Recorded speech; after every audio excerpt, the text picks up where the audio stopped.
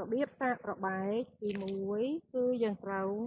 លាក់វាកន្លែងសម្បកបន្ទាប់មកទៀតយើងគៀបយកសម្បកចេញក្រោយពីយកសម្បកចេញរួចយើងត្រូវកោសជាតិរំអិលវាឲ្យអស់ទៅត្របែកនោះងាយនឹងដោះ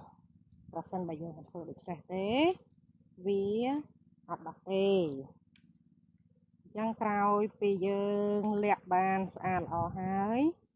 យើងក៏មានកញ្ចប់ស្រកីដូងកាន់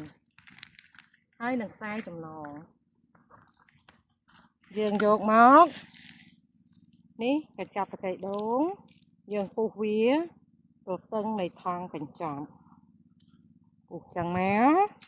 បន្ទាប់យើងមកយើងយកមកគៀបកន្លែងដែលយើងបានលាក់រួចក្រោយពីលាក់រួច យើងយកខ្សែចំណងមករឹតចងឲ្យតឹងល្អ